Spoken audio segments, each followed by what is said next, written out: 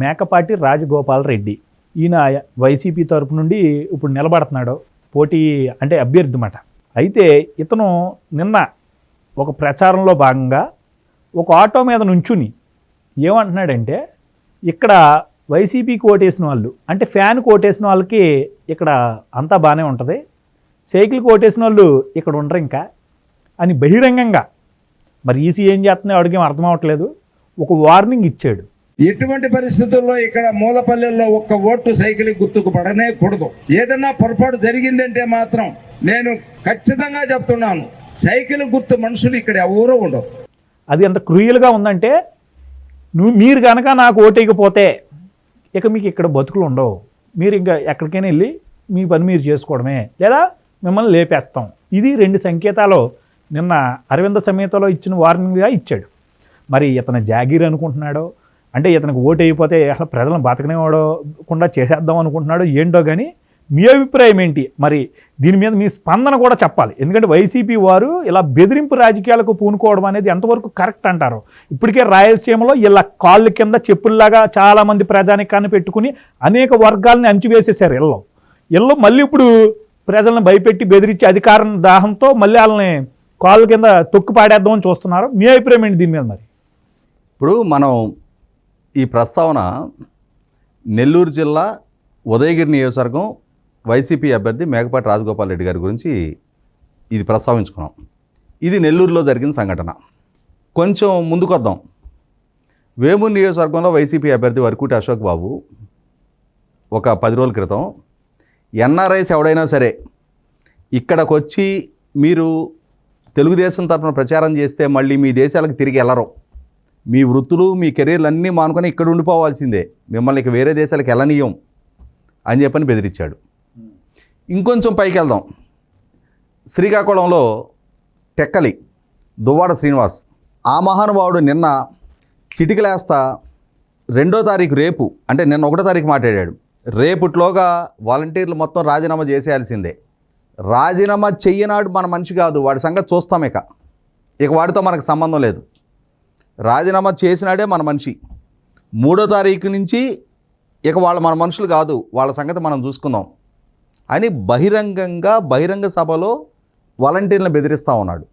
మీరు రాజీనామా చేసేయాల్సిందే, మన గెలుపుకు దోహదం చేయాల్సిందే, మీరు ప్రచారంలో పాల్గొనాల్సిందే, లేదంటే మీ సంగతి తేలుస్తాం అని చెప్పని. అంటే శ్రీకాకుళం నుంచి నెల్లూరు దాకా కోస్తా 9 జిల్లాల్లో ఇది చూస్తూనే ఉన్నాం, ఈ పోకడ, ఈ వైఖరి.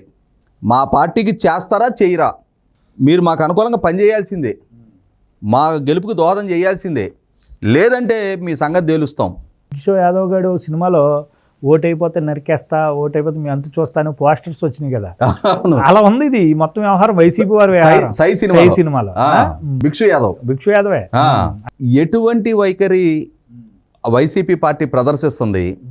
ఇప్పుడు జగన్మోహన్ రెడ్డి గారు వైనాట్ 175, మనం 80% యాక్సెప్టెన్స్తో ఉన్నాం ప్రజల నుంచి, మనం లక్షల కోట్ల సంక్షేమాన్ని అమలుపరిచాం, రాష్ట్రాన్ని అద్భుతంగా అభివృద్ధి చేసేసాం, లక్షల మందికి ఉపాధి కల్పించాం, 6 లక్షల మందికి ఉపాధి కల్పించారని చెప్పని ఆర్భాటంగా ప్రకటన చేసుకున్నారు, జాబ్స్ ఇచ్చాము అని చెప్పని.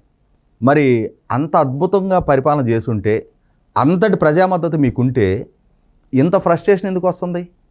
ఇక్కడ ఓటేయకపోతే మిమ్మల్ని చెడుగుడు ఆడేస్తాం, మిమ్మల్ని ఇక్కడ ఉండనీయం, మీరు ఇక్కడి నుంచి వెళ్ళిపోవటమే, మీ లైఫ్లో ఉండవు, ఎన్ఆర్ఐలు మీ దేశాలకు వెళ్ళరు.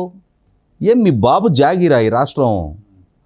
5 ఏళ్ల కాలానికి పరిపాలన చేయడానికి చేతులు జోడించి మొక్కి మాకొక ఛాన్స్ ఇవ్వండి అని వేడుకుంటే ప్రజలు ఇచ్చిన అవకాశం, రాజ్యాంగబద్ధంగా ఎన్నికల సంఘం నిర్వహించిన ఎన్నికల్లో పాల్గొని ప్రజలను అయ్యా అప్ప మాకొక ఛాన్స్ ఇవ్వండి అయ్యా, మేము అద్భుతంగా పరిపాలన చేస్తాం, మేము సేవ చేస్తామనంటే తమను పరిపాలించడానికి ప్రజల చేత ప్రజల కోసం ఎన్నిక కాబడ్డ పాలకులు మీరేమన్నా వెనకటి రాచరికంలో ఉన్నారా? సైన్యాన్ని వేసుకొని వెళ్ళి పక్క రాజ్యం మీద దండెత్తి దాడి చేసి ఆ కోటను ఆక్రమించుకున్నాం, ఇక నుంచి ఈ రాజ్యం మాకు వీరభోజ్యం, ఇవన్నీ సినిమాల్లో నాటకాల్లో చలమనే డైలాగులు. ఇది ప్రజాస్వామ్య భారతం. ఈ అహంభావ పోకడల్ని ప్రజలు క్షమించరు, సహించరు, భరించరు. అణిచివేత అధికమైతే తిరుగుబాటుకి బీజం వేసినట్టే. ఇవాళ చంద్రబాబు నాయుడు గారు ప్రతి సభలో కూడా అదే చెప్తున్నారు, ప్రజల్లో తిరుగుబాటు మొదలైంది అని చెప్పని. ఈ అణిచివేత అధికమైతే ఏం జరుగుద్ది? నిన్న మనం ప్రస్తావించుకున్నాం కదా, తెనాల్లో పోలీసులు అత్యుత్సాహ ప్రదర్శన చేస్తే 4 తోపులు దోసేసి పోలీసులు నెట్టేసి వెళ్ళిపోయారు ప్రజలు. ఇవాళ ప్రజలు ఆశీస్సులు అందితే మీరు నాయకులు, మీరు రాజుల తరాజులు అనేది డిసైడ్ చేసేది ప్రజలు. మీరు ప్రజలను బెదిరించి బ్లాక్మెయిల్ చేసి దౌర్జన్యాలు చేసి మీరు అధికారం దక్కించుకుంటారా? ప్రజలు నిస్సహాయులుగా మిమ్మల్ని భరిస్తూ ఉంటారా? ప్రజలు సమిష్టిగా తిరగబడాలని చెప్పి నిర్ణయం తీసుకుంటే ఎంతసేపు మీ ఆధిపత్య ధోరణి ఎంతవరకు చలామణి అవుద్ది? మీ చేతిలో అధికారం ఉన్నంతవరకే, మీ చేతిలో వ్యవస్థలు ఉన్నంతవరకే ఈ దేశం, ఈ వ్యవస్థలు, ఈ సమాజం ఇటువంటి పోకడలు పైన చాలామందిని చూసింది. సమాజం శాశ్వతం. ఇటువంటి అహంభావ ధోరణి ప్రదర్శించిన చాలామంది కాలగర్భంలో కనుమరుగైపోయారు. ఖచ్చితంగా ప్రజల ఆశీస్సులు కోరండి, వాళ్ళని బతిమలాడుకోండి, మాకు మరొకసారి అవకాశం ఇవ్వండి అని చెప్పని ప్రాధేయపడండి. ప్రజలు కనికరిస్తారు.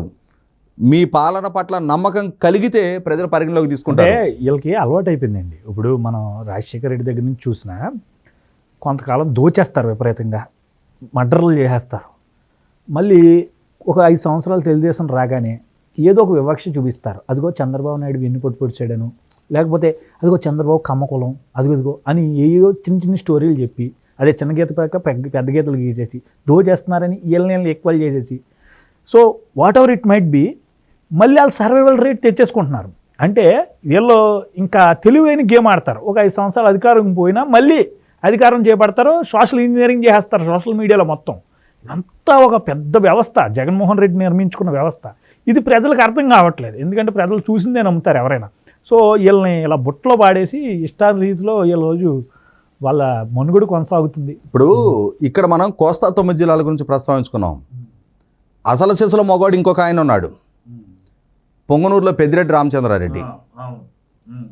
ఆయన చంద్రబాబు నాయుడు గారిని అక్కడ పర్యటించినప్పుడు ఆయన నియోజకవర్గంలో ఆయనకి రాజకీయ ప్రత్యర్థిగా నామినేషన్ వేసి ఉండి ప్రచారానికి వస్తున్న బోడే రామచంద్ర యాదవ్ని, ఆయన్ని ఎటువంటి పరిస్థితులు సృష్టించింది మనం చూసాం. ఆయన మీద చేసిన దాడులు, దౌర్జన్యాలు, వాళ్ళ వాహనాలు దగ్ధం చేసింది. ప్రత్యర్థులు రాజకీయ ప్రచారం చేసుకునే వెసులుబాటు లేదా? ప్రజలని ఓటు వేయకపోతే మిమ్మల్ని ఉండనివని బెదిరిస్తారా? ఇవన్నీ పెరుగుట విరుగుట కొరకే.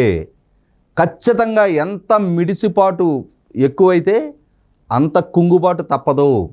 రాజకీయపు ల్యాడర్, రాజకీయపు నిచ్చెనలో వైసీపీ పార్టీ, జగన్మోహన్ రెడ్డి గారు చివర మెట్టుకు చేరారు. 2 మార్గాలు. ప్రజామోదం దక్కలేదు అనుకుంటే సాఫీగా దిగి రావాలి, లేదు అనుకుంటే అక్కడి నుంచి దూకేయాలి. ఖచ్చితంగా జరగబోయేది ఈ రెండిట్లో ఒకటే.